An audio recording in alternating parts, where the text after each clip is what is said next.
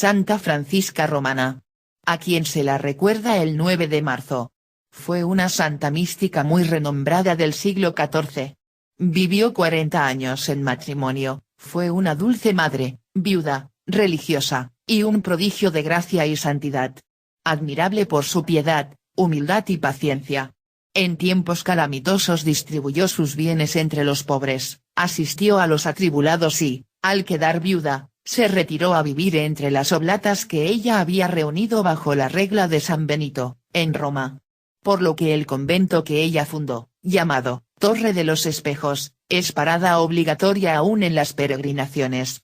Pero su vida, marcada por una entrega total al servicio del Señor, y del prójimo, se vio muy engrandecida, cuando le fueron revelados misterios del más allá. Al ser favorecida con visiones del infierno, del purgatorio, y del cielo, así como por la presencia constante y visible de su ángel de la guarda, llegando incluso a recibir la protección de un arcángel, y casi al finalizar su vida. Luego de estas célebres visiones, fue acompañada por una potestad. Es decir, un ángel de elevado nivel espiritual. Pero aún más. La potencia de las visiones místicas de esta gran santa. Son un referente obligatorio para los teólogos y estudiosos de las jerarquías, angelicales, y demoniacales. Francisca, nacida en 1384 en una eminente familia del patriciado romano, recibió la formación católica de su madre, pero fue dirigida por el Divino Espíritu Santo en las vías de la santidad. De pureza virginal, no pensaba sino en consagrarse enteramente a Dios. Por lo que a los 12 años hizo voto de ser religiosa. Pero no era ese el designio de Dios, por lo menos en aquel momento. Y así, aconsejada por su director espiritual, tuvo que aceptar el matrimonio impuesto por su padre, con el joven Lorenzo Ponciani, también proveniente de una familia de alta estirpe, y muy cristiana. Al casarse, Francisca, de 13 años de edad, fue a vivir al palacio de su marido. Aunque ella amaba inmensamente a su esposo, sentía la nostalgia de no poder dedicar su vida a la oración y a la contemplación, en la vida religiosa. Un día su cuñada, llamada Vanosa, la vio llorando y le preguntó la razón de su tristeza. Francisca le contó que ella sentía una inmensa inclinación hacia la vida religiosa pero que sus padres la habían obligado a formar un hogar. Entonces la cuñada le dijo que a ella le sucedía lo mismo, y le propuso que se dedicaran a las dos vocaciones, ser unas excelentes madres de familia, y a la vez, dedicar todos los ratos libres a ayudar a los pobres y enfermos, como si fueran dos religiosas. Y así lo hicieron. Con el consentimiento de sus esposos, Francisca y Vanosa se dedicaron a visitar hospitales y a instruir gente ignorante y a socorrer pobres. La suegra quería oponerse a todo esto, pero los dos maridos al ver que ellas en el hogar eran tan cuidadosas y tan cariñosas, les permitieron seguir en esta caritativa acción. Pronto Francisca empezó a ganarse la simpatía de las gentes de Roma por su gran caridad para con los enfermos y los pobres. Ella tuvo siempre la cualidad especialísima de hacerse querer por la gente. Fue un don que le concedió el Espíritu Santo. Así, un día Roma vio estupefacta que Francisca, la gran dama de la aristocracia, arrastraba por las principales calles de la ciudad a un asno cargado de leña, y aún con un haz de esta sobre la cabeza, que iba distribuyendo a los pobres. También fue vista en las puertas de las iglesias junto a los indigentes, mendigando con ellos para socorrer a los que estaban imposibilitados de hacerlo. En un año de gran carestía, Francisca y Vanosa fueron de puerta en puerta pidiendo limosnas para los pobres. Muchos se escandalizaban al ver a dos damas, o matronas, de la aristocracia en tan modesta tarea. Otros, por el contrario, se edificaban con tanta humildad y se unían a ellas. Una grave y misteriosa enfermedad que afectó a Francisca interrumpió esa forma de vida durante algún tiempo y sus parientes recurrieron a la magia para tratar de curarla, sin conseguirlo. En medio de escalofríos, dolores, y fiebres, Francisca ve venir a San Alejo, que le preguntó si ella estaba dispuesta a morir, o si prefería sanar. Francisca replicó que su único deseo era que se hiciese en ella, la santa voluntad de Dios. Entonces le dijo San Alejo, que la voluntad del Señor, es que sanes, para que trabajes para su gloria. Acto seguido, el santo tendió su capa sobre Francisca, la cual inmediatamente recobró su salud. Santa Francisca salió en las noches, a convertir a varias mujeres perdidas, en la prostitución y la mala vida. Sin embargo, como algunas no quisieron hacer penitencia, ni enmendarse, se empeñó en que fueran expulsadas de Roma, o de los asilos a donde se habían retirado, cuando muchas de estas mujeres, comenzaron a pervertir a otras jóvenes, más virtuosas. Desde niña, Francisca fue favorecida con la gracia de poder observar a su ángel custodio, que velaba por su salud permanentemente, nunca la dejó sola e incluso hasta permitió que contemplara su blanca imagen, en más de una oportunidad. La figura del ángel, según Santa Francisca Romana, tenía una hermosura increíble, una piel más clara que la nieve y un rubor que superaba el que se observan en las rosas. Sus ojos estaban siempre abiertos y miraban al cielo, mientras su extenso cabello de bucles era del color de lodo bruñido. Su manto llegaba hasta el suelo, de color blanco azulado o con resplandores rojizos. Irradiaba una enorme luminosidad aún en plena noche. En sus confesiones, Santa Francisca cuenta una anécdota de su padre, hacia los 10 años de edad, pues él dudaba de la veracidad de los dichos de su hija, y en una oportunidad le pidió que le presentara a ese amigo imaginario. Entonces la niña tomó al ángel de la mano y se la acercó a la de su padre. Así los presentó, y éste pudo verlo. Ante su estupor, Francisca, le pidió el tener hijos a Dios, pues ella aseveraba que los hijos son dados para ocupar los tronos vacíos dejados en el cielo por la caída de los demonios. Tuvo 3. Al primero le dio como patrono a San Juan Bautista, al segundo a San Juan Evangelista, y a la tercera, una niña, a Santa Inés de Roma. Vigilando ella misma una educación cristiana, preparándolos antes todo para la vida eterna, antes que para la terrenal. Francisca, era un modelo de caridad y de ayuda social al más desfavorecido.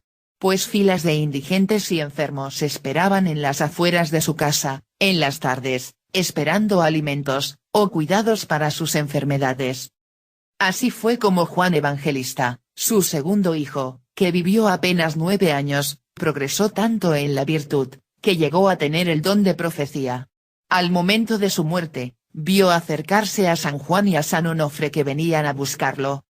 Tiempo después de fallecido, se le apareció a su madre todo resplandeciente de gloria, acompañado por un joven aún más brillante, diciéndole, de parte de Dios, que vendría pronto a buscar a su hermanita Inés, la que entonces tenía 5 años.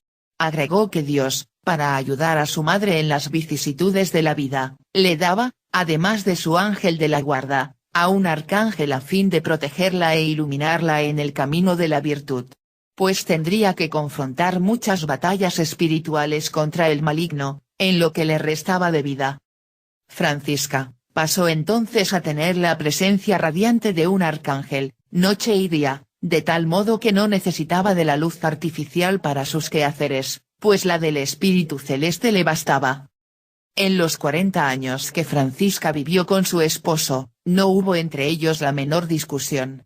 Si su marido la llamaba cuando estaba haciendo oración, Francisca acudía al punto, ya que, como acostumbraba decir, es magnífica la devoción en una mujer casada, con tal de que no olvide nunca que su principal deber es ser ama de casa, esposa, y madre. Muchas veces tendrá que abandonar a Dios en el altar para encontrarle en el trabajo casero. En cierta ocasión, en que se hallaba recitando el Magnificat, en honor a Nuestra Señora, un paje fue a anunciarle, «Señora, mi amo me manda llamaros». La santa dejó al punto el libro y acudió al lado de su esposo. La interrupción se repitió otras 3 veces, pero, cuando Francisca abrió por 5ª vez el libro del oficio, encontró la antífona escrita en letras de oro. Pero eran tiempos de conflictos internos en todos los reinos, por el fin del feudalismo. Y en todas las regiones, los acaudalados nobles se enfrentaban por el control económico y político. E Italia no era ninguna excepción.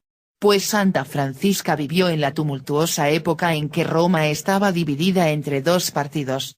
El de los Orsini, que luchaban a favor del Papa, y a cuyo servicio su esposo Lorenzo tenía un alto cargo, y el de los Colonna, que apoyaban a Ladislao de Nápoles. Esto le causó grandes sufrimientos a Francisca, pues su marido fue gravemente herido en una de las escaramuzas, siendo tomado como prisionero. Su único hijo sobreviviente, fue hecho rehén, mientras ella presenciaba el saqueo total de su casa, y aún más, sufrió la confiscación de sus bienes. En este mar de dolores, Francisca permanecía firme, estoica, sin murmurar, ni quejarse, rezando y repitiendo, a imitación de San Job: Dios me lo dio, Dios me lo quitó, bendito seas mi Señor. En el transcurso de un año, sus familiares y bienes le serían restituidos. Pero nadie, ni amigos, ni enemigos, olvidaron la paciencia, el silencio, y la fortaleza de esta madre, que jamás perdió ni la fe, ni la esperanza en nuestro Señor. En esos tiempos de penuria, Francisca tuvo que irse a vivir a una casona vieja, y dedicarse a pedir limosna de puerta en puerta para ayudar a los enfermos de su hospital. Y además de todo esto le llegaron muy dolorosas enfermedades que la harían padecer hasta el fin de sus días. Pero ella les daba ánimo y consuelo a todos, diciéndoles, no se amarguen, frente a los dolores y a las penurias, porque si saben afrontarlos con amor a Dios, cosecharán premios para el cielo. En esos años en total pobreza, su hijo se casó con una muchacha muy bonita, de buena posición social, pero terriblemente mal genio y soberbia, que se dedicó a atormentarle la vida a Francisca y a burlarse de todo lo que la santa hacía y decía. Ella soportaba todo en silencio y con gran paciencia. Pero de pronto la nuera cayó gravemente enferma y entonces Francisca se dedicó a asistirla con una caridad impresionante, cuidándola y rezando con ella a su lado. La joven se curó de la enfermedad del cuerpo y quedó curada también de la antipatía que sentía hacia su suegra. En adelante fue su gran amiga y admiradora. Para colmo de males, su esposo, Lorenzo, fue gravemente herido, en medio de uno de los tantos enfrentamientos entre los Orsini y los Colonna. Francisca lo cuidó con todo amor y cariño. Y aprovechó, cuando éste se restableció, para persuadirlo a vivir de ahí en adelante en perfecta castidad matrimonial. Él accedió, con tal que ella no lo abandonase y mantuviese la dirección de la casa. Feliz, Francisca vendió sus joyas y ricos vestidos, dio el dinero a los pobres y empezó a usar una vulgar túnica sobre áspero cilicio. Comenzó a tomar una sola comida al día, y aún así ésta se componía de insípidas legumbres. Aumentó las disciplinas, para empezar a dedicar más tiempo a la oración y al silencio. Luego de este crecimiento espiritual, Francisca obtenía admirables milagros de Dios con sus oraciones. Curaba enfermos, alejaba malos espíritus. El Espíritu Santo le concedió el don de consejo, por el cual sus palabras guiaban fácilmente a las personas a conseguir la solución de sus dificultades, consiguiendo hermanar, y poner paz, entre familias enemigas, y distanciadas por el odio. Por toda Roma se hablaba de los admirables efectos que esta santa mujer conseguía con sus palabras y oraciones. Muchísimas veces veía a su ángel de la guarda y dialogaba con él. Lorenzo, cuyo respeto y amor por su mujer crecieron con el tiempo, se mostró dispuesto a liberarla de todas las obligaciones maritales, a condición de que ella siguiera viviendo en su casa. Así, pudo la santa llevar a cabo su ansiado proyecto, concebido desde largo tiempo atrás, de formar una congregación de mujeres que vivieran en el mundo, sin más votos que la obligación de consagrarse interiormente a Dios y al servicio de los pobres. El confesor de la santa, Fray Antonio, aprobó los planes, logrando así que Francisca obtuviera la afiliación para fundar las Oblatas de la Orden de las Benedictinas del Monte Oliveto. Esa noche, en éxtasis, Francisca vio a la Santísima Virgen María con el niño Jesús en sus brazos, que le ofrecía su manto, para cubrir esta obra. Cuando la congregación llevaba ya 7 años de fundada, se juzgó conveniente comprar para la comunidad el edificio conocido con el nombre de Torre de los Espejos. Lugar, en donde Francisca pasaba todo el tiempo que le dejaban libre sus obligaciones caseras, compartiendo la vida y las obligaciones de sus oblatas.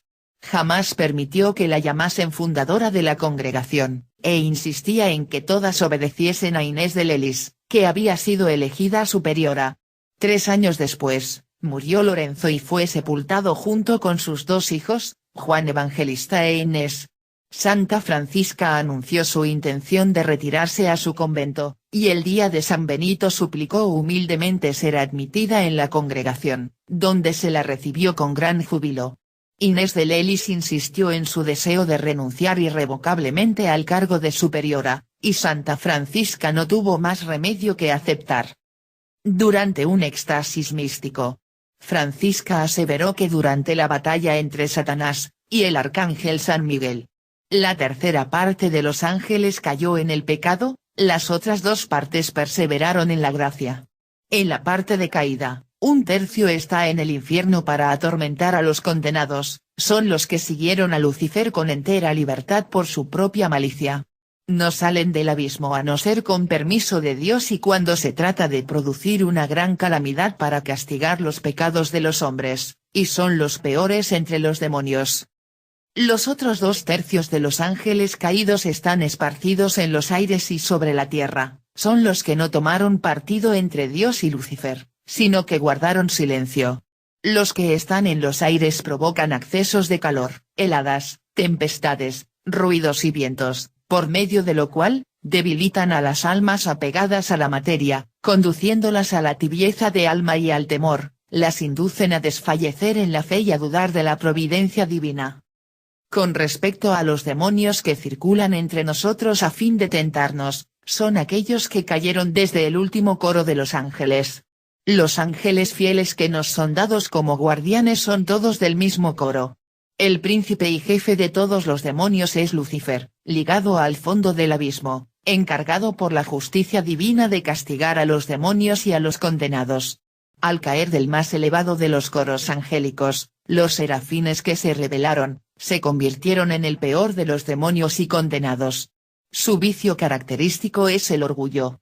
Debajo de él están otros 3 príncipes, el primero, Asmodeo, tiene como característica el vicio de la carne y fue el jefe de los querubines.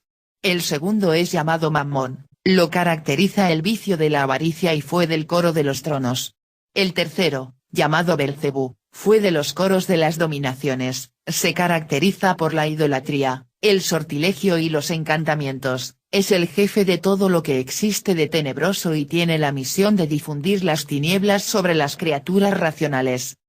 Los 2 ángeles rebeldes principales son, en primer lugar, Lucifer, y después Asmodeo, los cuales representan al orgullo, y a la carnalidad sexual y sensual. Si bien, los ángeles malos están en el infierno, a veces Dios permite que alguno de ellos salga para producir catástrofes. También existen otros ángeles, que quisieron representar el papel de tercera fuerza entre Dios y Lucifer, que permanecieron neutrales, naturalmente por simpatía por Satanás. Como resultado, ellos también se condenaron. La justicia divina hizo su condenación de cierto modo un poco menos terrible, porque en vez de estar sufriendo el fuego del infierno se quedaron en la tierra, en los aires, pero padeciendo igualmente penas terribles. Pero cuando llegue el juicio final serán precipitados al infierno y van a sufrir allá por toda la eternidad.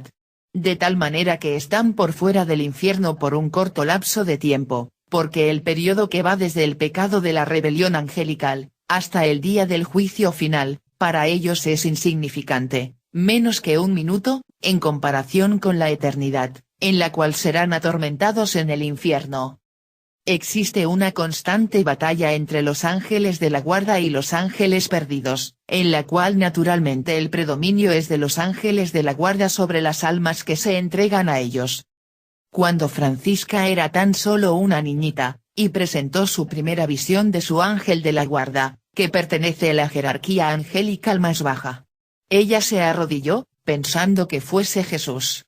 En su edad adulto, cuando conoció al arcángel, lo observó como un ser subliminal, radiante. Santa Francisca, nos enseña, que debemos practicar siempre, la palabra de nuestro Señor, es necesario vigilar y orar para no caer en tentación. Pues la vigilancia consiste en creer en los poderes angélicos y en la acción de los demonios.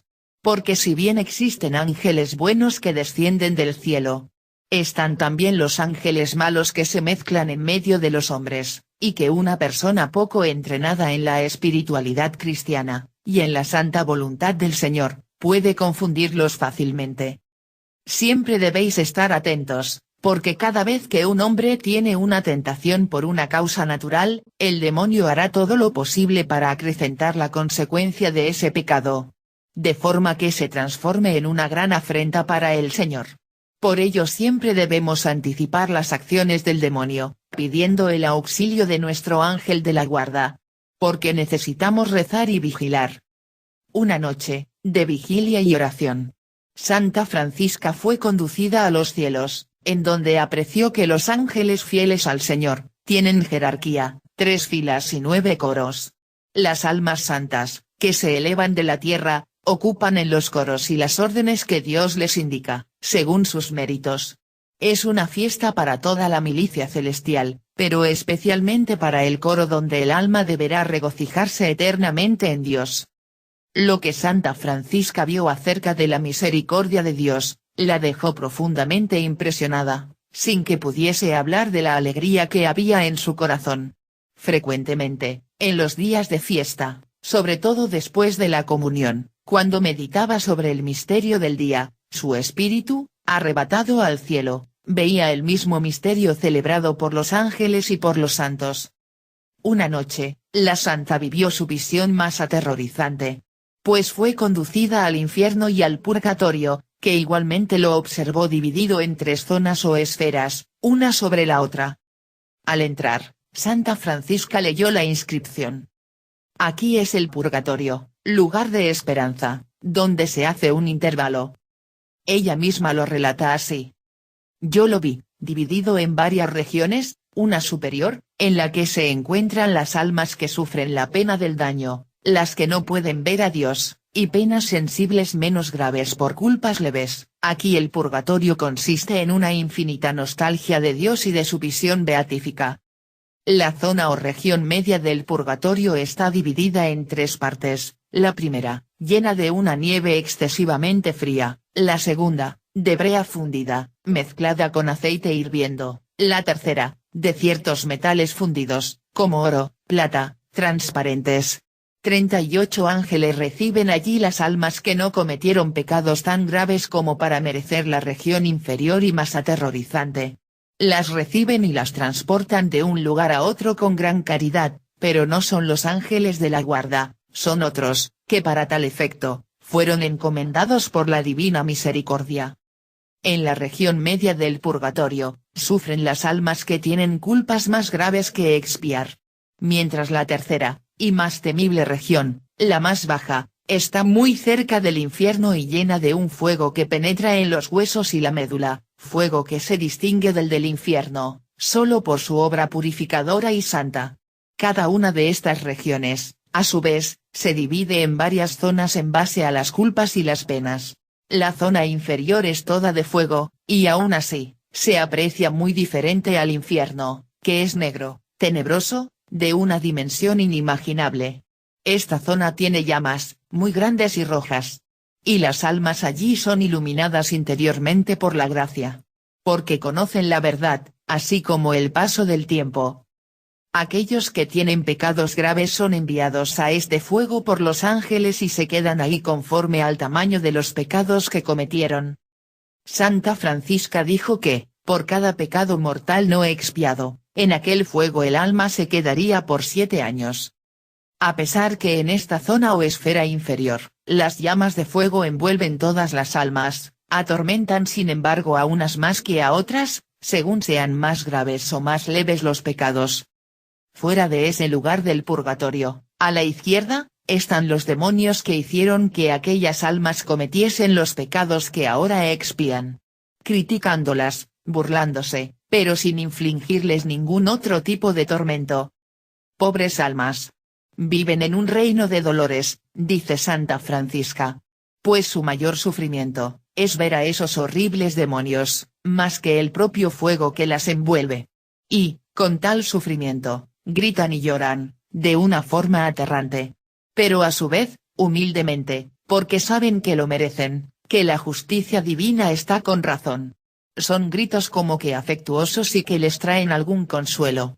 No porque sean apartados del fuego. No, la misericordia de Dios, tocada por aquella resignación de las almas que sufren, les lanza una mirada favorable, mirar que les alivia el sufrimiento y les deja entrever la gloria de la bienaventuranza, en donde, en algún momento pasarán. Santa Francisca Romana observó a un ángel glorioso conducir a aquel lugar a un alma que le había sido confiada a su protección y esperarla afuera a la derecha. Y que las oraciones, ayunos y las buenas obras que los parientes, amigos, o quien sea, hacen un gran bien para las almas del purgatorio, movidos por la caridad. Porque estas ofrendas, son presentadas por los ángeles de la guarda a la divina majestad.